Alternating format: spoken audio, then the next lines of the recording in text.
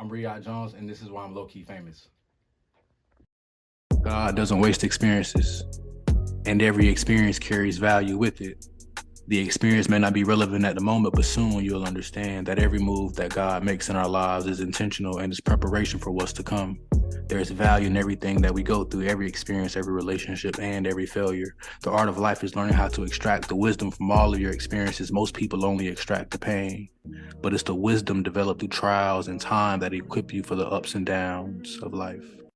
Hit the model cause I'm massive. Got me asking for my autograph. Nigga Lokey famous. A nigga Lokey famous. Got me asking for my autograph. A nigga Lokey famous.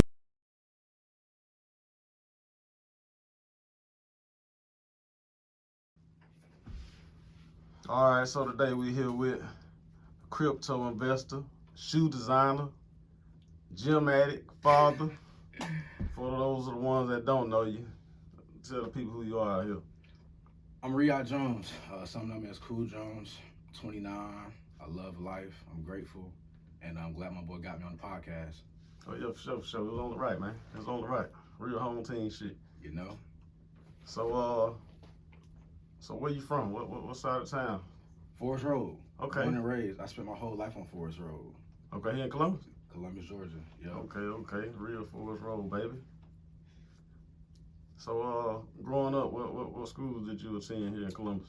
I went to Kendrick my 9th grade year, and then I was really good at football, so I ended up switching to Carver from 10th through my 12th grade year. And yes, I was at Carver, played with some really great athletes, got a shot to play in college after that, and it was dope. Okay. So how was your childhood growing up? What was it like growing up down here in Columbus, Georgia? Man, growing up in Columbus was cool, man. I had, we weren't like super rich or nothing like that, but we made the best with what we had. I was an athlete, so I spent pretty much my whole childhood in sports, whether it was football, basketball. I was a really good baseball player. I think if I would have kept playing, I could have did some stuff with baseball. Yeah. But yeah, man, childhood was dope, man. Some of my friends that I was childhood friends with, we're still friends today. Like I just saw one of my good friends who grew up on Forest Road as well, Austin Scott.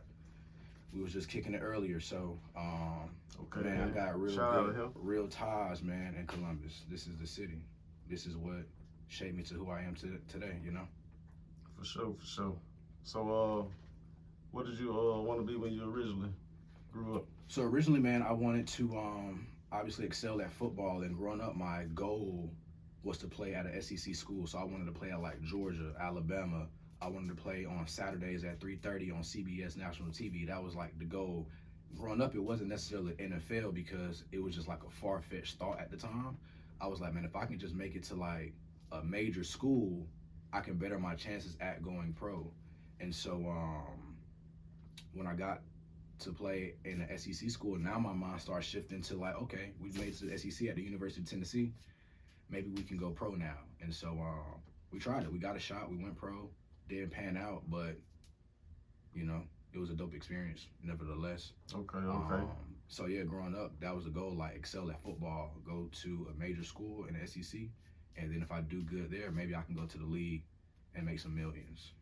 Okay then. So who influenced you or inspired you growing up? Was there anybody you looked up to? Growing up, my biggest inspiration was Kobe Bryant. Yeah. Outside of like R.I.P. Kobe, man. Man, R.I.P. to GOAT Kobe. And man, at a very young age, I recognized that Kobe was different because of his work ethic. It was like the skill, the talent, the hooping ability, all that was great. But in the league, bro, everybody's good. And when you get to that top 1%, like all of the people that are the best in the league, it's a group, it's a category. You feel what I'm saying? And in that category, the smallest group, the best, Kobe was the hardest worker. You know what I mean? And that's what really separated them. And so as a kid, I saw that. And so I exemplified those habits early in my life as a kid. And so that's what led me to being the only one on the field right here at Fort Middle School down the street when everybody else was at the crib chilling. I'm there at, 6, 7 o'clock, 8 o'clock, 9 o'clock at night consistently. This is when I'm a young boy coming up. You feel what I'm saying? So those habits, man, from watching Kobe as a kid, man, exposure is very important. Exposure is everything. When somebody gets exposed to something, it expands their mentality to want more. And so very early on, I got exposed to sacrifice. I got exposed to, you know what I mean, going the extra mile. Like even my pops. My pops went to Iraq for like 12 years. So I'm watching this as a kid, sacrifice. So my pops is another one of my heroes. You feel what I'm saying? Because I saw what it looked like to like sacrifice something so that you can have something better than what you currently have. And most people, the reason why they never get nothing is because they don't sacrifice nothing. Exactly. See, a lot of people forget that part about the grind. You got to sacrifice something eventually if you really want to succeed that next level. Yeah, you got to give up to go up, man. It got to be something. You know what I mean? For sure. So, after Carver, playing for Carver, what did you end up doing after high school? Yeah, man, so I went to Georgia Southern. Originally. I started 12 games as a freshman. And I'm like, you know what? If I can start 12 games as a freshman here, I know I can play in the league. Like, because what happened was, so let me backtrack. In high school, I got an offer to go to the University of Kentucky. This is at Carver, right? I commit to go to the University of Kentucky. This is 11th grade. So from 11th grade all the way up until like maybe a couple weeks before signing day, Kentucky pulls my scholarship back. So now I'm like, damn, what the hell school I'm finna go to now? We finna sign. You feel me? So Georgia Southern ended up coming with an offer. I went down there. I started 12 games, and I'm like, dang, I got what it take to play at an SEC school. So I ended up leaving Georgia Southern and going to junior college. JUCO? Yep, I played in JUCO in Kansas for a year. And when I was at JUCO, I played with Nick Marshall. Y'all probably remember him from Arbor, who was going crazy a couple years ago. Yeah. But also Tyreek Hill for the Miami Dolphins. We was all on the same team in Kansas, and we balled out. We won a championship down there and everything. But essentially, I ended up leaving there and going to the University of Tennessee. Okay. So I ended up making a dream happen of playing in the SEC because that was the goal as a kid. You feel what I'm saying? So I did it. So I got there. But when I got to Tennessee, I ended up getting hurt. I tore my leg up pretty bad. Tore my calf muscle, put me down for a little minute. They also thought I had blood clots in my leg. So it was a real sticky situation. You dig what I'm saying? But was that a very stressful time for you? Yeah, man. That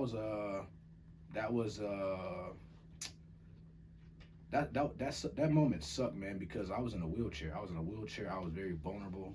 I couldn't stand up and pee on my own. You feel what I'm saying? It was just stuff I couldn't do because of my leg, bro. You feel what I'm saying? And at this time, when this injury happens, I'm starting. I'm not riding the bench, bro. I'm starting when this happens. Yeah, I tear my leg up as a starter, and but everything worked out great. You wanna know why? Because I tear my leg up as a starter. I go down. I can't play. This freshman comes in. His name is Cameron Sutton.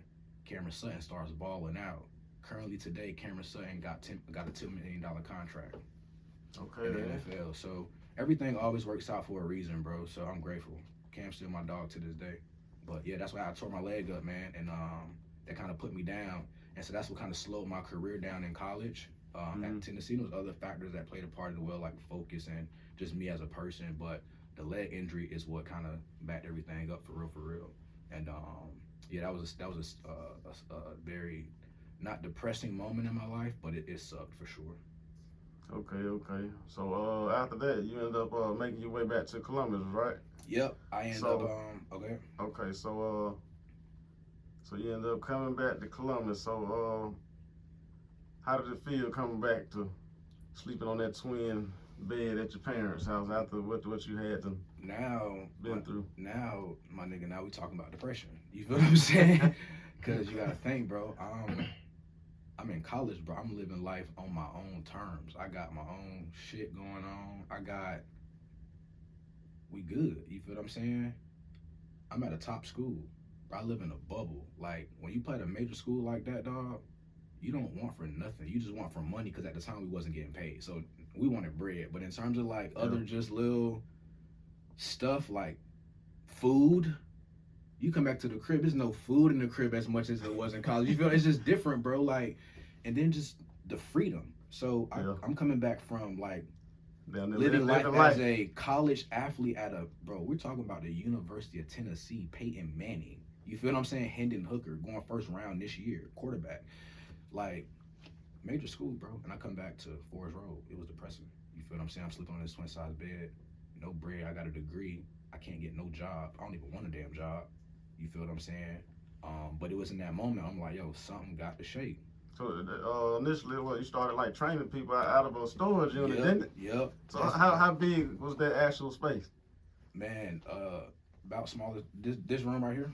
Yeah. This is the size. Still gonna find a way to make it happen. I'm gonna figure it out. Yeah. That's one thing about me, bro. Like, it don't matter, and I think that's a trait that's shown throughout the course of my life that still shows today, and it's one of like my personal keys to my success is the fact that I'm gonna figure it out. Like, I don't believe in like excuses and shit. You feel what I'm saying? We gonna figure it out. So I'm training people in the storage unit. Come on, I gotta make some type of money. I said, what do I got? Well, I know how to work out. I know how to like put workouts together. I like working out. And I'm an athlete. Let's just do that. And so that's the first like thing that I did. But I quickly realized that it wasn't no real money in that way in which I was doing it because I was working extremely hard, but I was making a little amount of money. Yep. It wasn't sustainable for long term. And so I just started looking for a different way to utilize my gifts, bro, my skills. Because the thing about success, bro, when somebody can create success in one thing, no matter what it is, they can create success in something else. It's the same mentality. It's the same shit. The only thing that's different is the way in which you got to use your hands, the way in which you got to actually get the thing done. But the mentality is the same for anything. You dig? No, that's a good way to put it. And so I'm like, I know I got it because I made it to the SEC. Like, most people will never make it there. Like, many people that play high school sports will never touch the SEC. They won't sniff right about that. They won't sniff it. You feel what I'm saying? Like, so I made it there. So I'm like, damn, if I can do that and that, I can do the same thing and something else. I can become the top 1% and something else. I just got to figure that out. And so I ended up finding that business model, which for me was network marketing, home-based businesses. And that's what I did to create like my first like wave of like financial success and freedom outside of like trying to pursue an NFL dream. Okay. All right, so after training people, you got into trading, didn't it? Yep. So how did that come about? So when I got involved with network marketing, one of the platform that we had, it was a trading educational company. So our service was we taught individuals how to trade in the financial markets, the cryptocurrency market, the foreign exchange market, and even the stock market. Because all these skills, they're all the same. And so by me being in this educational company, I had to learn it for myself. Right. And so when I learned it for myself, I'm like, oh, damn, now I can print money. You feel what I'm saying? Now, it don't matter what's happening in a business. I know what the 1% of the world know, which is that money is meant to make more money by way of investing, because you don't have to be present for the money to do something. You feel what I'm saying? For the money to make it so. And so learning that skill, man, that was dope, because anytime there's panic, recessions, and all that stuff, man, it's opportunity for people to get rich. But most people don't know what they're looking at. And so because I was in this company that taught me what to look for, what's happening in the world today, like everything kind of crashing, the dollar about to crash, and the whole system about to change. Exactly. It's like, I'm prepared. Like, I'm waiting. So speaking of that, a few weeks ago, it was like a bank got shut down somewhere. Yeah. Multiple banks. Yeah. So multiple banks. So what's your take on that, and basically the crypto versus the U.S. dollar? Yeah, man. The U.S. dollar is about to become shit. Clearly, the whole world, global economy in terms of money is about to change. All it takes is for Saudi Arabia to just say, we're going to accept other currencies outside of the U.S. dollar for oil transactions, and after that, it's over with for the U.S. dollar. Right. But America's preparing, the government's preparing right now, because under our noses, they're sneaking something in called Fed Now. You heard about that? I heard about that. Fed Now, Fed Coin, or something like that. Yeah. So that's a way for the government to control everybody's money. Track every dollar. Because Because when the dollar crashed, now they can go cashless. They don't need they don't have to print money anymore. Right. So now it's in the system of Fed now, where everything that you spent on your card is tracked by the government. Exactly. So if you're not paying taxes, child support, they can block your shit. You feel what I'm saying? I heard they're gonna even be able to block you from flying and traveling. On God. And so here's the other part about it. Crazy. Not only that, they have the control to stop transactions around America. If a recession were to hit and they didn't want nobody spending money for whatever apparent reason, they can block it, because what happens is you can have the money in your Bank of America, your Wells Fargo, whoever it is, and you can swipe your card at Walmart. But when the money is swiped, it don't go from your card to Walmart. It goes from your card, Fed now, then Walmart. Your money's processed through Fed now. So if the government be like, yeah, this motherfucking panic button, it's over with. You dig what I'm saying? They can just block the transactions. And they will tell you, we won't do that. But they have the power to do so. Exactly. You dig what I'm saying? And so that's where cryptocurrency comes in play. Because now it's decentralized. It's no government. It's none of that. And so, man, I've been in crypto now heavily researching and investing in it for deep 2 years, but been around it for the past 5 years. But the past 2 years, this is when I really got like serious about it. Yeah, and it's dope. Okay. I seen something about in China. It's gonna be a little worse than that. They gonna start rating it based on your basically your character, like how society sees you. It's gonna be a point basis. So they decline your bro. Traveling. Oh, I did hear that. Damn, that's crazy. I did hear that. Know? And you know what? That's crazy, bro. Because what happens is, bro, when a government sees that something is working for another government anywhere in the world, they want to implore that. Like, I think it's in India where this whole Fed now thing is happening in India already. They're already doing this type of system where it's all cashless. There's no cash at all. You can't walk nowhere and give $1. But that's how it's going to be in America in the next like 5 to 7 years. Yep. No cap. You're not even going to be able to go somewhere and pull out. They're going to look at you like you're crazy and be like, yo, it's over with. Our children won't even realize or know nothing about a damn dollar. All they going to know is you're using their phone, bro. But the government is tracking all of that. So when you don't pay your taxes, they're garnishing your check. Right. This is control. This is manipulation. And when people are not aware of that, they get caught up in this system and then they can't get out. And so the beauty of being aware, bro, you can make a plan. You feel what I'm saying? You can like start planning to create more streams of income for yourself. Exactly. To now put into different investments, whether that's stocks, whether it's the cryptocurrency market, whether it's your own business, whatever it may be. But that's how freedom gonna be created. If not, you're gonna be a slave in this society that's being constructed right before our eyes, bro. Like, and it's just gonna pop up next 5-7 years. Everything is different. Not gonna be gas cars. Everything gonna be electric. Everything is gonna be tracked, bro. I'm telling you, bro. They said, they're trying to make all cars electric by 2020, 2030. 32? Yeah, 2030. Like, no more gas cars. Crazy. Bruh, the whole shit is changing. So, what advice would you give somebody trying to get into trading? Man, do your homework. Before you start blowing money, just get educated. Like, figure out, man, more about the market in itself.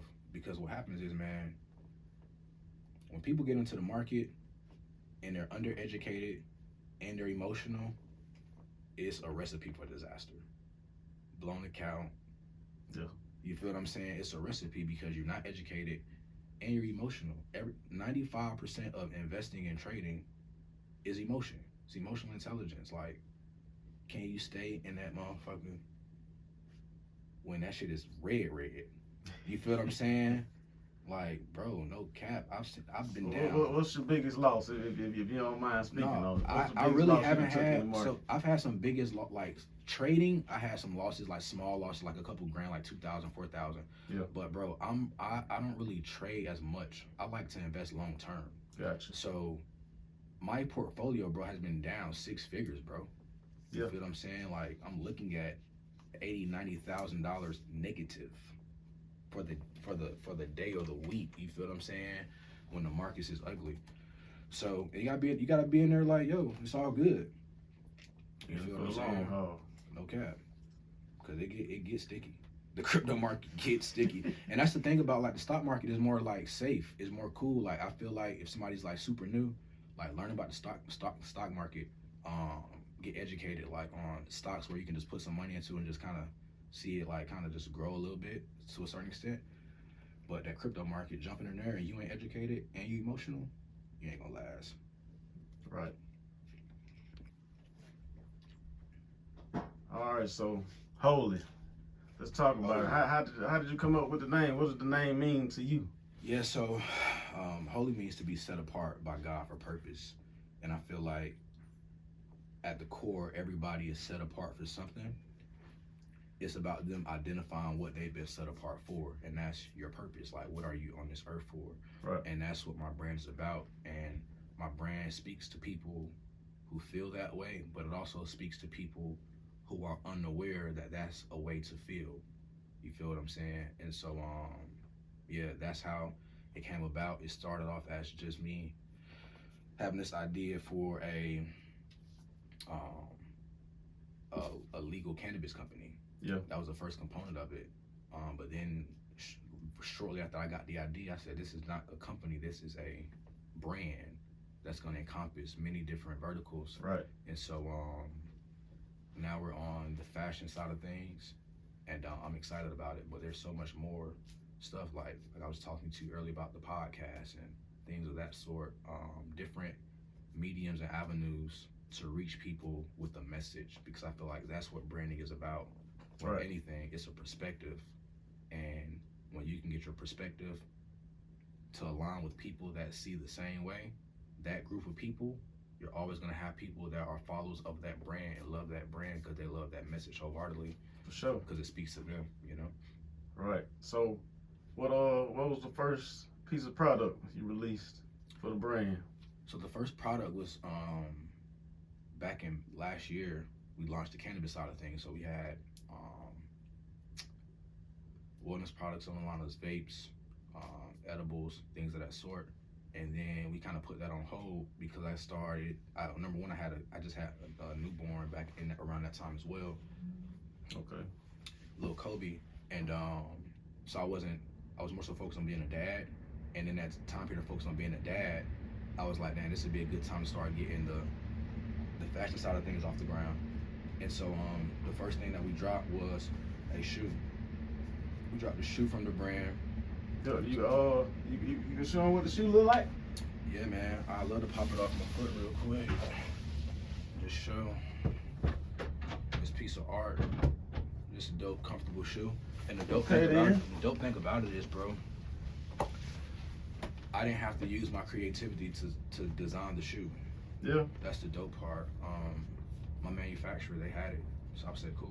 I already had it squared away for you. You So- just had to shoot the idea to them and they put it together, huh? So, and they do all the manufacturing and stuff for me. And it's going pretty well, man. I'm excited about it. The business, we just launched in November, so I think it's been right at 5 months. We're about to cross over 1,000 orders. So Okay. it's doing really well so far. That's what's up. So, did you ever see yourself having your own brand? Yeah, I knew I would have something that was mine, because in network marketing, I was building a company where I could make really great income. I can produce a lot of volume, but at the end of the day, I didn't own it. You feel what I'm saying? I was a distributor of the company. But in that, I'm like, dang, if all these people, because I built an organization of 5,000 people across the world, bro, so this wasn't like a small network that we were building. So For this sure. is Hey, why I watched you do it. I literally watched you do it. So yeah, this is why we were traveling as much as we were and things of that sort. Like in that 4 years that I built that particular company, we did over 5 million in sales. So we built a crazy network. That's And big. man, so in that, I'm like, dang, if all these people that's in this network that's not mine, what if these people were in my network for something, whether that was a course that I had or a product that I had, something that was mine that I could get 90% or 85% of the revenue that comes in from this versus me only getting a smaller percentage of the overall revenue that we're doing. Right. You feel me? Right. So yeah, I always know I would have my own stuff for sure. So have you ever wanted to quit? Man, I don't think I got that trait in me at all. You feel what I'm saying? Like I don't think I even have the genetic trait to quit something that I love. You feel what I'm saying? To quit something that I'm passionate about, to quit something that I'm locked into. It's not in me to just walk away from that. Something I don't care about, whatever, I can walk away from that. But something that I'm invested in, that I'm in deep in, it's not even in my genetic being to like want to like quit. So I don't think I wanted to quit, but I've had moments where that sucked though. I had moments that were depressing. I had moments that make you like go back to the drawing board and reevaluate why you doing what you do. I've had moments that really put my back on the wall. You feel what I'm saying? But I've never wanted to quit because whatever I put my mind to, I'm gonna get it done. I'm gonna figure it out. Like I said, like I was talking about earlier, I'm gonna just figure it out some type of way because it's always an answer. You wanna know why, bro? Because a problem doesn't have a mind. No problem, no challenge, bro, has a mind, but we do. Yeah. So, because the problem or the challenge don't got a mind, it's just that, what it is. So we can always reevaluate, process how to solve this particular problem or challenge because we have a mind. But most people, they don't know how to use it, and that's why they're in their situations. Right. So yeah. So what's the most challenging thing you ever faced in life, and how did you overcome it? The most challenging thing I faced in life. I can give you a fairly recent challenging moment, which was transitioning. So in my prior company that I was just talking about how we did really well, we had to transition out of that company because there was some things that were happening that was out of our control. And so we had to pivot. And so I'm pivoting with a family. I got a wife, got a kid, I got a kid in Hawaii, I got a newborn on the way, and the income that I was used to earning on a monthly basis, I wasn't earning that income no more. You feel what I'm saying? You got more miles to feed now. I got way more stuff going on, and I had just recently moved out of one of my worst financial situations was a penthouse. One of my worst financial decisions, I should say. Getting this penthouse in Atlanta, and bro, the joint was $7,800 a month, and the money wasn't a problem at the time when I was making the money, but when the money's not coming in how it used to be anymore, now that joint now is a problem. Now you like, yo, wait a minute, this is a little bit too much, like, and so that ended up putting me in a bond for a couple months as this company's kind of like deteriorating. So when we finally moved to our new spot and we cut our living expenses in half, bro, we were still low-key kind of strapped because the money, it wasn't coming in that much. And so it was like a little slow drip at this point. You feel what I'm saying? This is why I'm such an advocate for multiple sources of income. You know what I mean? Because without it, you're relying on one thing, whether that's one business, one job, one, like whatever, one, it's over with. You gotta have multiple, man. You gotta be multiple things that you're doing to Multiple create streams of income. That's a requirement in this world today. And so because I didn't have MSI, multiple sources of income, I put myself in a bad financial situation, and I had to figure out like the process of rebuilding my life all over again, essentially. You feel what I'm saying? Because I'm not doing the thing that I have been doing for the past 5 years. So this is me doing something for 5 years. I'm making money one way for 5 years, bro. Like really great money. Like my biggest month with me and my wife was like $98,000 in a month between me and my wife. You feel what I'm saying? So what's up? We were doing really, really well in this company. But man, when that thing hit the fan, whew, that hit the fan on full speed too. You know, the fan be on full speed, that joint get the rocket on the ceiling. It hit the fan like at that speed. You feel what I'm saying? So it was a very sticky situation, but nevertheless, man, we overcame. But the dope part about it is, bro, on the other side of your greatest failure is your greatest success, but also on the other side of your greatest success is your greatest failure or another failure. You feel what I'm saying? Because the only thing on the other side of up is down. That's the only place you can go. You feel what I'm saying? And so the dope thing about me, even though I was in the valley, I had vision. Mm-hmm. And in the valley, that's where the idea for Holy came. It didn't come when I was already making $50,000-$60,000 a month, bro. It came when I'm now making nothing. Yeah. It came in my valley moment, at my lowest point in life. You feel what I'm saying? I got a family, and I'm not making that money that I was used to because my whole life just flipped upside down. You dig what I'm saying? And so, in that moment, though, Holy was born. Yeah, hey, some of the best ideas come in the darkest moments. You dig? That they created in the darkest moments. Facts. All right, so what would you say your biggest flaw or weakness is? I would say my biggest weakness is my impulsiveness. I'm a very impulsive person. But the dope thing about your weakness is when you're aware of it, you can manage it. So I've learned how to manage my weakness to make it a strength. So my impulsiveness is a really good quality because when I got an idea, I take action on it.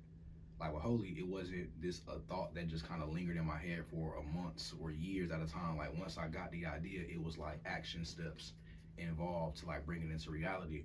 But then there were other things that I was impulsive on that I didn't really process fully that put me in stressed financial situations as well. Point in example, when my business started falling, I was like, man, what's the next best thing I can do? I got on Turo, right? Mm-hmm. I get on Turo, and my mindset is I'm not just gonna do Turo. I'm gonna actually build a whole like rental car agency.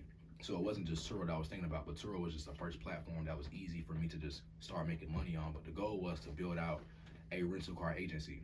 Gotcha. Where I was getting customers direct to me because of the brand that I built, X, Y, and Z. Yeah.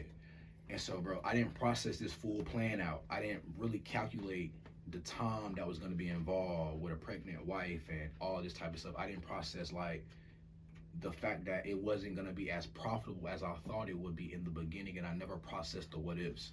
I feel like a lot of times we also got to put that in our mind, like, well, got to. You feel what I'm saying? Like, what if, because we be thinking, well, what if this does work? Because this was my process, bro. I'm like, cool, if I get these whips, then they should at least be gone every weekend. Mm-hmm. But I never asked myself the question, what if they not going every weekend? You dig what I'm saying? I didn't ask myself that damn question. So here's what I did, bro. I went out and got a two-door Porsche, 2018, Porsche truck, 2018, Tesla, and I already had my BMW that I went and got wrapped in this crazy Smurf blue. And I went out and got a 1970 Chevelle SS. Okay, then. That's one of my favorite whips right there. But listen, this was all within a 60-day period that I get these cars. So, remember I just told you that the business I was building, I wasn't making this type of money no more. Right. But in my mind, I'm so used to having this type of money coming in, it ain't really processed to me that this shit ain't coming in how it was no more, bro. So I'm getting all these whips, not really processing that I don't got this stream for real. I'm thinking this stream just finna magically come back, bro. You feel me? This is what I'm thinking. I'm like, this shit got to come back. I've been making bread like this for 5 years. Are you crazy? Like, so I get all these whips, bro. So I get my expenses jump up by like another like $6,000-$7,000 a month on just cars. Never thinking, what if these bitches don't go out every weekend? How I play it, and bro, I had like 2 months where them joints did not go out every weekend. I had 1 month, none of the cars went out. I'm like, how the hell I got all these whips? And this is in Atlanta? This is in Atlanta, bro. And the thing is, like, I don't believe that something can be saturated for real. But in Atlanta, the Turo market is oversaturated, bro. Like, yeah. And the thing is, like, some people in it for different reasons on Turo. Like, you got some people that just want to pay their car note. So they'll price their car super cheap to get it out more times at volume to pay the car note. Right. But then you got people on me that's like real entrepreneurs that we trying to make money on here. You know what I mean? So I could have a car like a Tesla. I'm trying to get the car for like about $150 a day. Really good price. Nice Tesla. Man, you may see that same Tesla, bro, that somebody got on there for like $80 a day.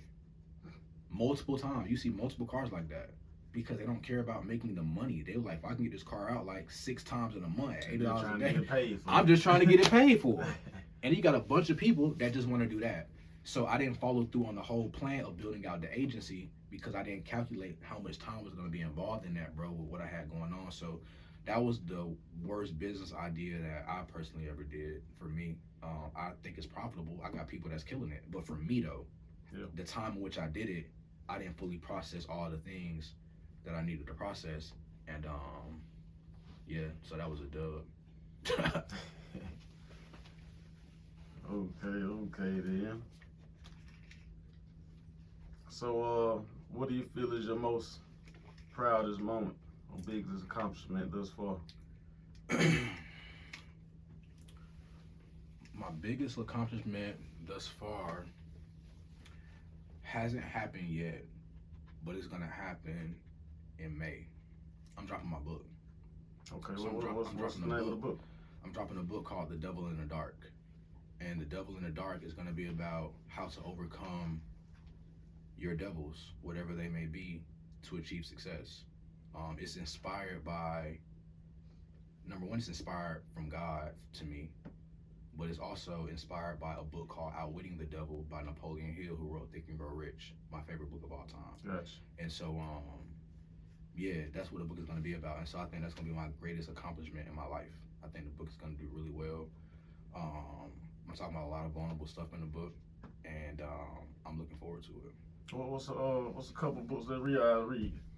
So my favorite book is Think and Grow Rich. If somebody's never read that, I feel like they should read that book, but not just read it. Like, it ain't even a book you just sit and read. You gotta sit and just, man, you gotta just kind of gnaw on that thing, man. Most definitely. Because it ain't something that you can just sit and read in a day or speed through. It's something that you gotta keep. I'm like, bro, I started reading that book in 2016. I'm still reading it today. Somebody just asked me what you're reading right now. I said Think and Grow Rich. I'm still reading it.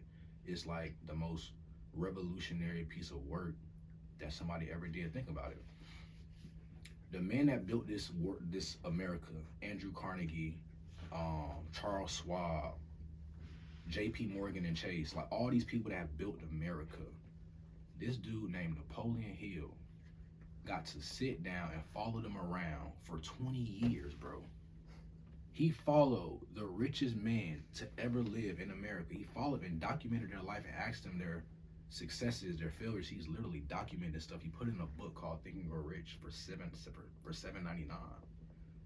And bro, it's the dopest piece of work that somebody can put their eyes on outside of the Bible. You feel what I'm saying? And so that book, another book called Atomic Habits. It's a really good book. It's practical about how tiny, small changes in your life can make the most big astronomical results in your life by changing little small things, and it gives you like the practicals on how to do that. Another book I'm reading is called Psycho-Cybernetics, and Psycho-Cybernetics is about the human mind and how we can wire it to think a certain way, because most people's thoughts, they're not really their thoughts. Let me word it this way. Most people don't think. Their mind is just active. They don't think. They just have active minds that process life as it happens around them. They just react to life. So like if the bills are due, they react to that. They don't think about a creative way on how to pay this shit. It's just like it's a reaction to just, this is how life has been doing me for years. Right. So books like Think and Grow Rich, Psycho-Cybernetics, they help you rewire your mind of thinking so you don't process things the way that other people process them. You feel what I'm saying? And so that's why them books like that, you got to keep reading them over and over again. Another book would be The Science of Getting Rich. That's up there with Think and Grow Rich as well. And the thing about Think and Grow Rich and The Science of Getting Rich, by hearing the names, you would think the book's about money. They don't got nothing to do with money. You feel what I'm saying? None of the books I just named teach you or talk about making money. It just gives you this part about the money. This is the part that most people don't got, bro. In any facet of a life, bro. If you look at the world of money, you got the 95% and the 5%. 5% of people control 95% of all the money. But 95% of people over here, they make up 5% of the money. So there's all this 95% of people in America, they're fighting for 5%. But it's 5% of people control 95%. What's the difference? They got the same skin, same eyes, like everything's physically the same about them. All right. What must the difference be? It's That the mental. mind. That mental. And you know what the other dope part about it is? Everybody got the same mind. Everybody got the same mind. So What? No, watch this. What does it look like? What does the mind look like? You've never seen it before. You know what the brain looks like, but you've never seen the mind. Right.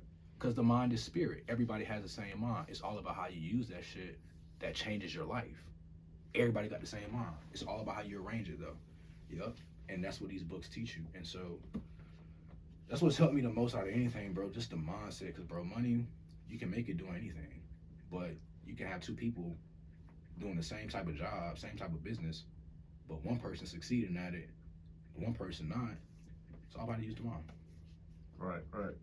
So how important is manifestation to you? It's everything.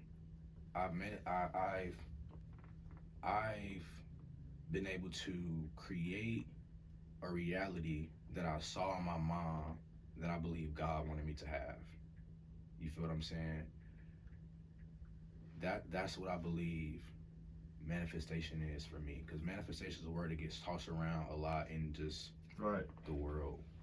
I'm manifesting with my pearls and my rocks. And a lot of stuff, action don't go along with it. Like, a lot of these people. A lot of talking, essentially. But me, I feel like I created a reality in my mind that I saw, that I desired, that I believed that this was God's desire for me. I thought that is what God wanted for me.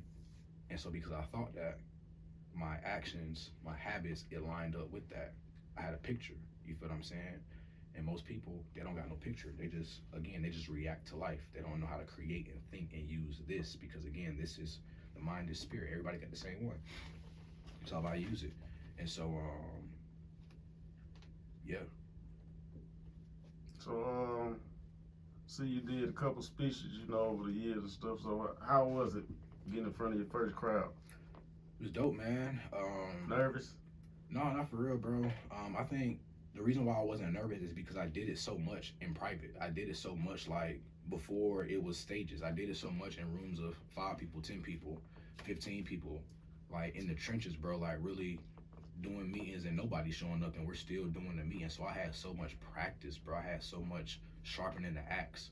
When I finally got in front of crowds of 1,000, I had already been in front of crowds of 200, so it was like this build up. I didn't just end up on the stage of 7,000 people. You feel what I'm saying? Speaking for 8 minutes. You know what I mean? It was like joints leading up to that. You feel what I'm saying? And so each one, I feel like I never got nervous, but I did have like, it's always that butterfly feeling like, damn, you finna go out this joint and like, you finna turn up. Like, you finna turn other people up.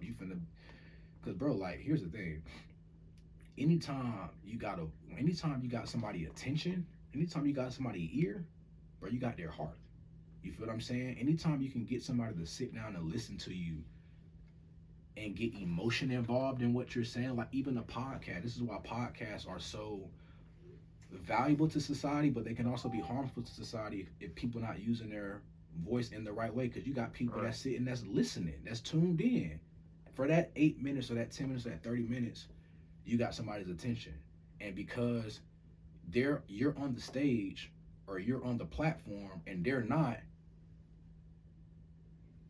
you have the influence.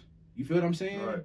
So whatever you say can be perceived as really valuable stuff. You dig? So everything that you say, it gotta hold some weight, man. It gotta be, and I think that if you're gonna be like an influencer in the world, you gotta be influencing somebody to do like positive, to do to get somebody to do something that's like notable, worthy, not influencing people to do dumb shit. You feel me? Okay. So where does Riyahd see himself in the next 5 to 10 years? Global, man.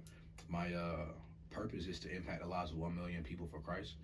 So I'm gonna do that through different mediums, through fashion, through books, through podcasts, and so I see myself speaking all across the world in 5 years.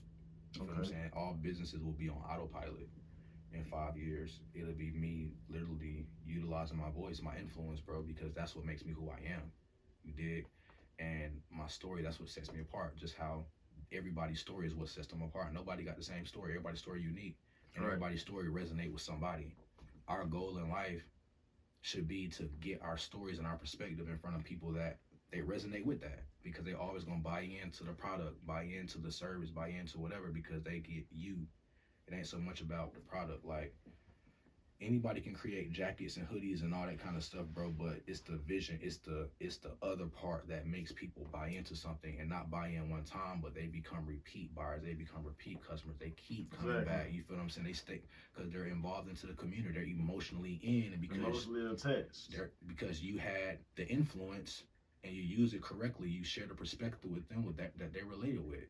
And so now you got their heart because you had their ear, you had their eyes, and they bought in. That's how Apple get us. If somebody got an Apple phone, bro, never in their life will they switch to Android.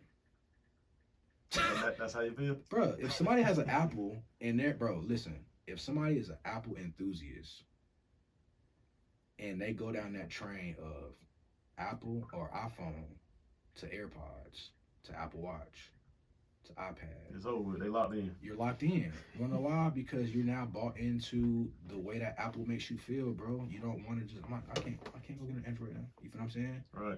It's just, that's just how it is with anything. It's like somebody shops at Amazon consistently, they have a hard time shopping somewhere else because they're not gonna get it at the same time. They're like, damn, I gotta motherfucking wait 3 days for this shit. Like, fuck, Amazon get it to me the same day. You feel what I'm saying? So that's how it is.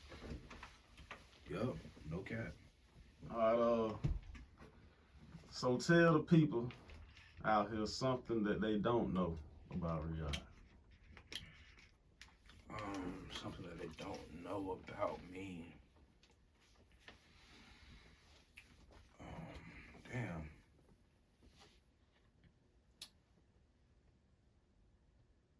Fuck. I'm transparent as hell. I'm trying to think. What niggas don't know that I haven't put out on social media or stuff already? Oh, I can give you one. I just got my teeth done.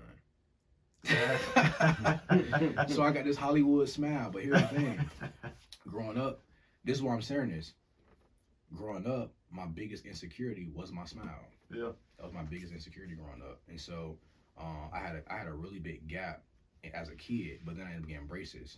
So that's that money started coming in if you go get the teeth did, huh? Bro, cause here's the thing. That's how you know if they getting money when they go get their teeth did. Yo, here's the thing though.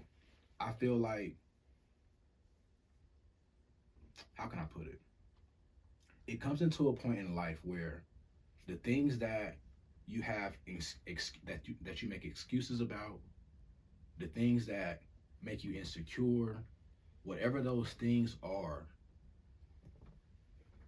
more money literally can solve it. Point in case, watch this. Not even talking about teeth, talking about like lifestyle. Let's say somebody wants to have a business, right? Or they're building a business, but they feel like they can't continue to build their business how they want to because they have kids, and their kids are with them all day. Somebody could say, well,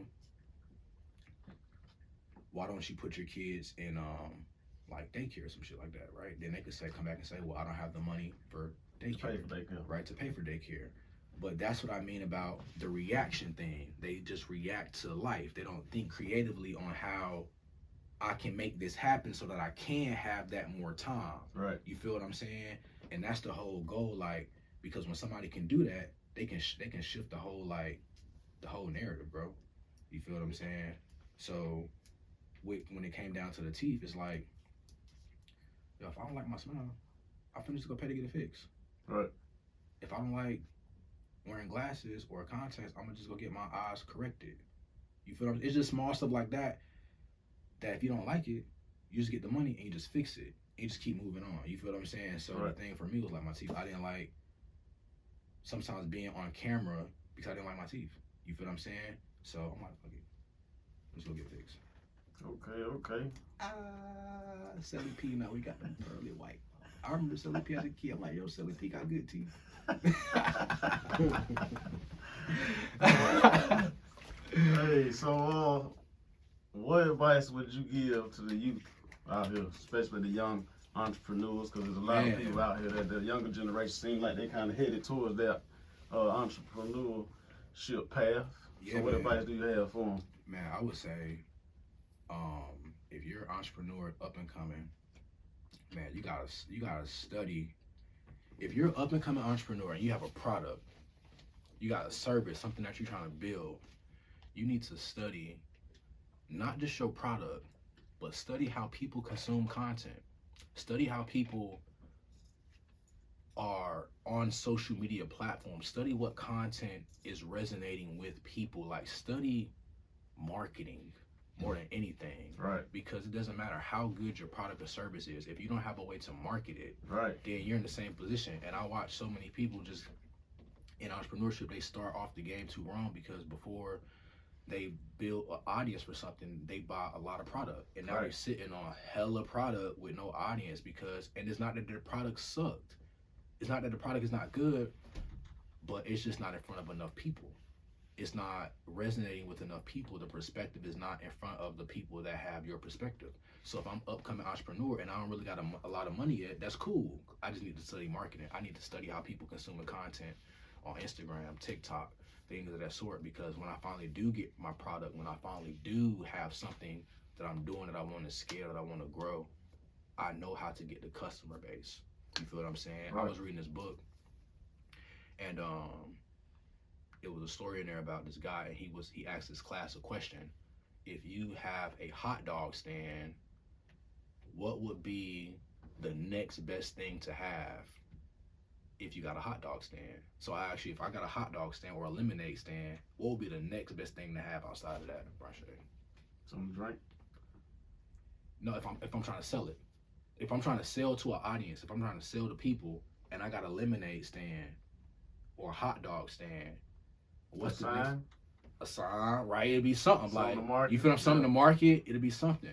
And so the class, they start spitting out all these examples of what the person would need.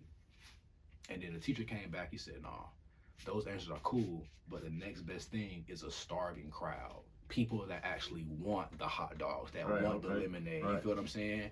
And so he went on to say, the key is to get your brand, your perspective, whatever that is, in front of people that are already starving for that. They just may not know it yet. Because some people don't even know what they want until you put it in front of them. Like, nobody really knew they wanted an iPhone. We had razors and flip phones. But when they put that joint and they kept putting it out, we're like, oh yeah, the iPhone. Or a flat screen TV. Like, we was all coming up of age when all this stuff started changing, bro. Right. Bro, you walk into somebody's crib, they still got the fat back. You know what I mean? You like, my nigga, you ain't got the flat boy yet? Like, you bugging. You feel me? So, yeah, it's like you don't know what you want until the creator, again, like we were talking about earlier, it's a creator economy. When the creator puts something out into the marketplace, it's other people that resonate with that, bro. Because, again, we all got the same mind. It all just kind of aligns, bro. And so as people see that, like, cool, I rock with that. That's me. I feel that. And so if you're an up-and-coming entrepreneur, that's the thing you should be learning until you got money and credit and all this stuff to, like, leverage and do what you need to do to start scaling. But you got the marketing side of it down. And most people in business, they never get that side of it down. What's one of your key strategies to marketing? You ain't got to give them everything. No, bro. I'm super transparent. That's why you asked me about what's something that people don't know about me. I'm like, I don't know. I put it all on social media for real. But not everything, but a lot of my life I'm super open about. But anyway, Facebook ads, bro. So for me, I got really good at ads, and it took me like learning, just putting the time in, bro. Like YouTube, buying a course here or there, you know what I mean? And more so than anything, just actually trial and error, doing it, spending the money, seeing how it worked. But once I learned how to run ads, I'm like, oh, cool, I can just autopilot the money now, because I got it's a formula to how it works. And so I feel like every business that you sell, even if you got a brick and mortar store, like, it don't matter. If you got any business, you got to know how to get traffic to your business.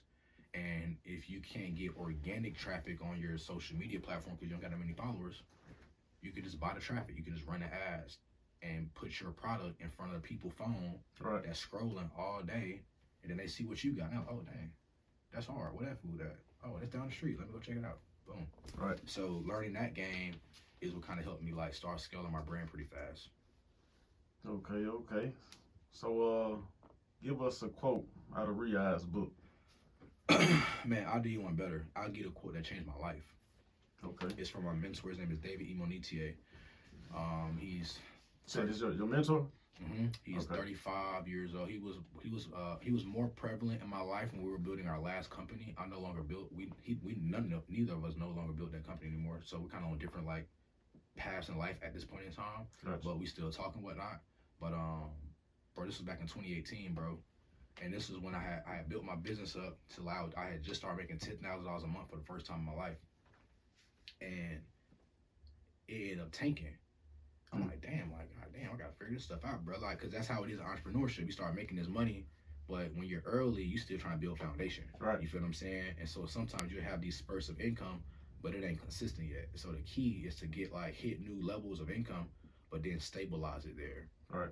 Hit new levels of income and stabilize it. And so from early on, I was hitting new levels of income before it was stable, and I'll go out and increase my living expenses.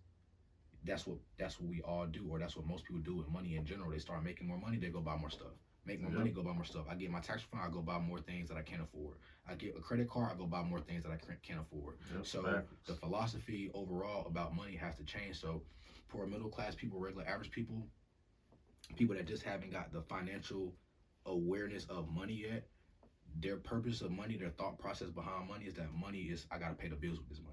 That's the first thing, the first thought that they have, like, this money that I'm getting from my job, I gotta pay bills with it. That's what it's, so in their mind, programmed to think that this is what money is used for. And then you have people that are more so a little bit upper middle class, but their philosophy about money ain't no better, because now is that, okay, now you can use this money to buy things that I can't afford on credit cards. I really can't afford, or higher end auto loans, mortgages, things that I can't really afford, but I can get it under my name. I can get it under credit.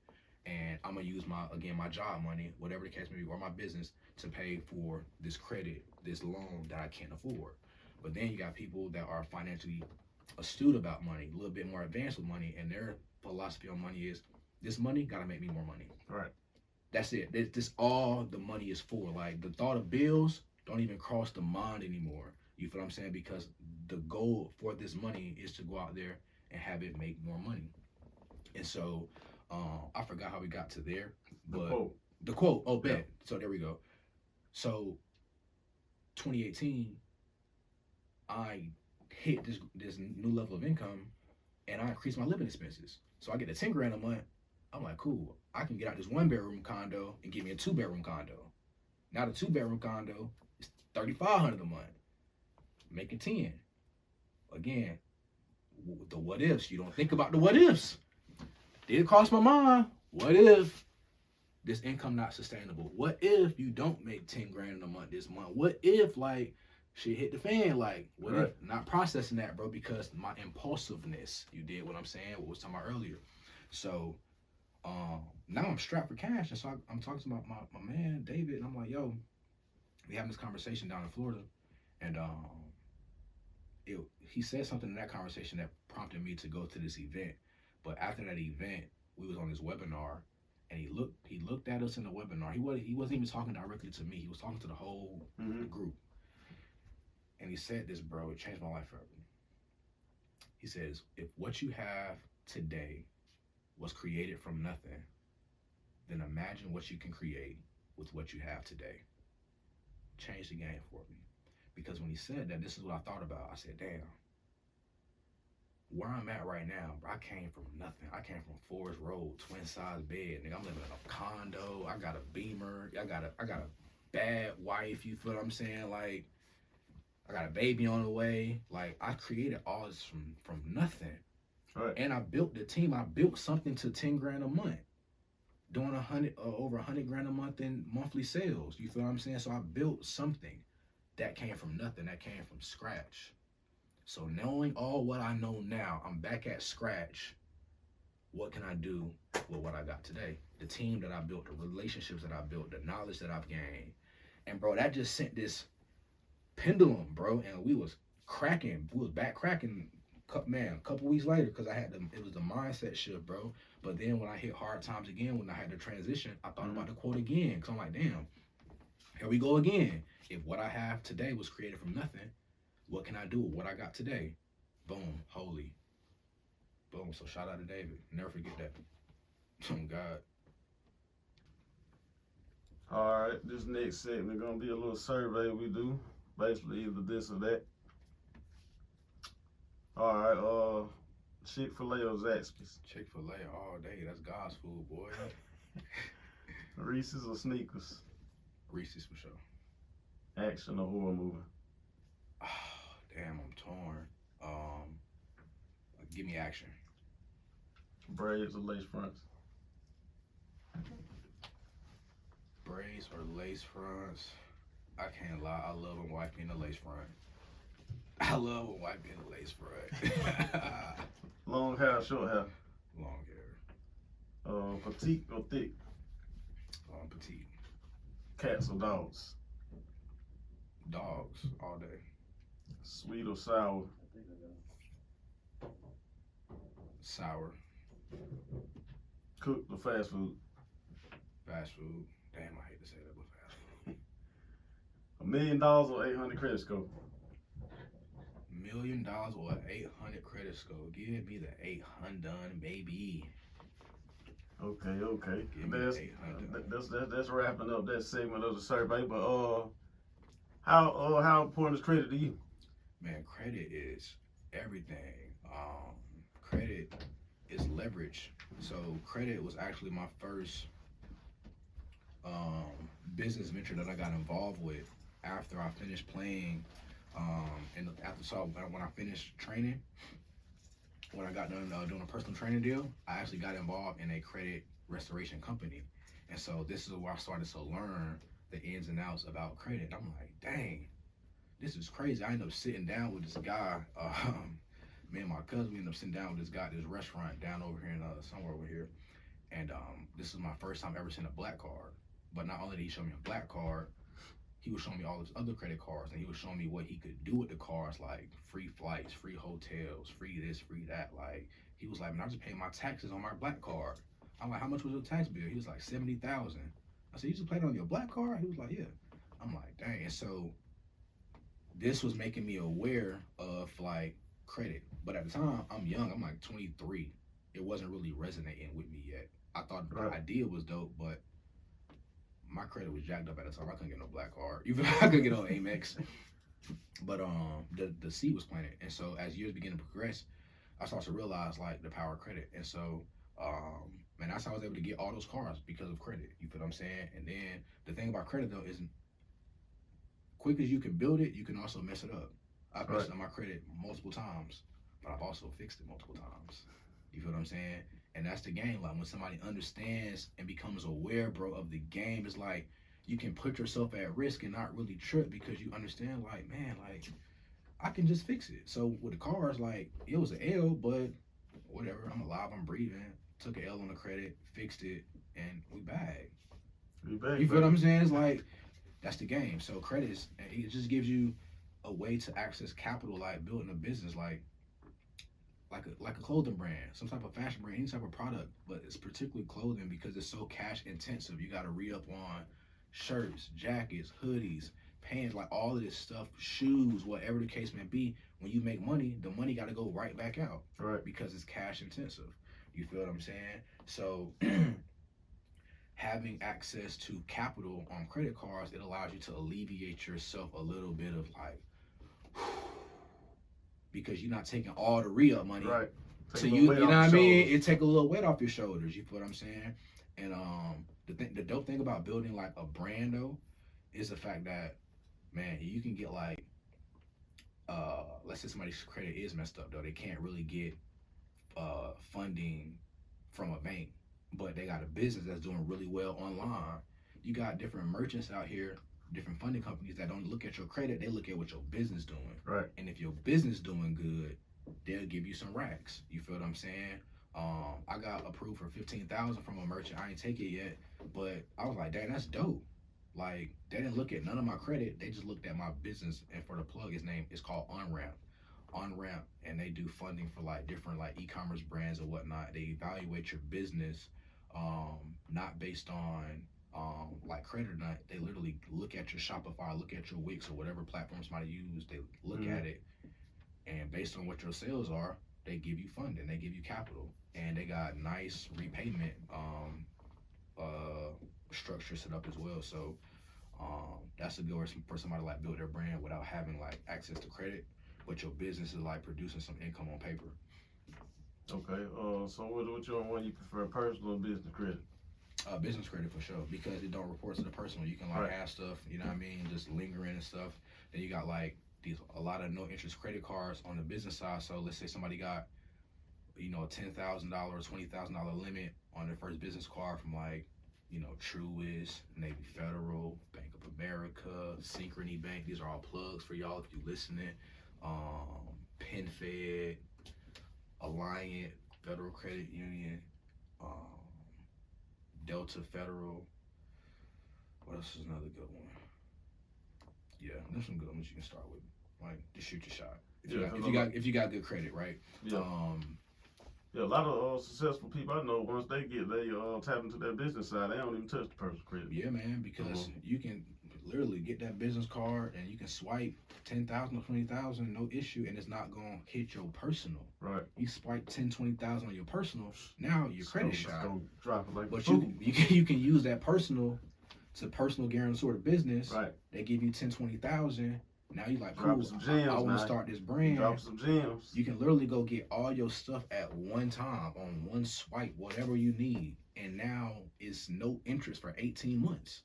So you're not even paying no extra bread for 18 months. So now it's the responsibility, the discipline to say, cool, that wasn't my bread I just swiped.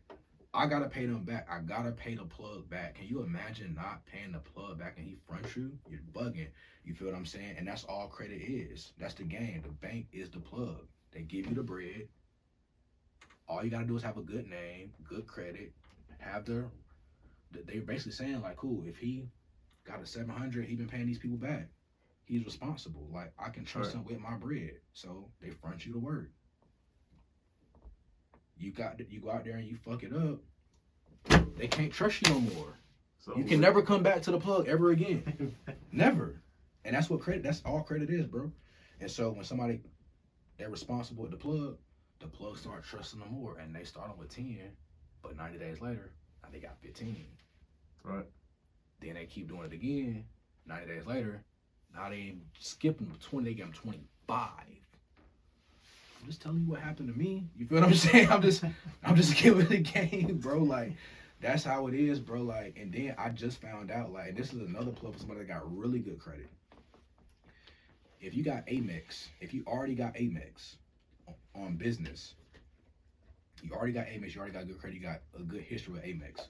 No matter what your limit, your charge limit is up to or nothing, you can call Amex and say, I want $100,000 on my Amex, right?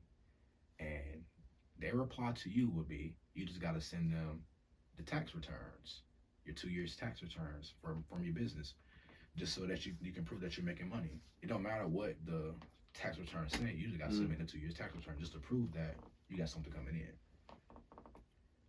Once they see that, they give you the 100,000. And it's like 3 people that I know that have done that, and they got 100,000. You can spend one swipe on the car, 100,000. One swipe. The whole 100. So imagine that type. Cause bro, think about it. Man, is it harder to save 100,000 or just go get it from the bank? It's hard to say that, man. You know what I'm saying? What? So yeah, that's some free game, man. In this segment, I'm gonna let my boy Riyahd pop his shit. You know, let y'all know why y'all need to fuck with him. This campaign, his brand, and everything he got going on. Man, all in all, bro, I just think what we're putting out is really high quality stuff. From the pieces, the comfortability of the shoes, what the brand speaks to. I think it resonates with the person that feels that same way. So everything about what we're doing, everything about the essence of who I am is set apart. I know you can't go out in the world and find nobody like me. Just like you can't go out in the world and find nobody like you. I'm just super aware and in tune with that fact that I'm different. And I know what makes me different. So if I know what makes me different, I know what makes my brand different and everything that we put together different. And my brand speaks to people that recognize that, damn, I feel just like that. You feel what I'm saying? And so it's up and it's up forever. Sure. All right, let the people know where they can follow you at. You can follow me on all platforms at Riyahd Jones. My brand, you can follow House of Holy. That's HAUS of Holy 3 underscores. I'm on YouTube. You can find me on Apple Podcasts as well. Just search my name for audio content on the spiritual development side of things. And yeah. All right, bet. Take I paid then I'ma spend it out. Hit them all cause I'm massive. They'll be asking for my autograph. A nigga Lokey famous.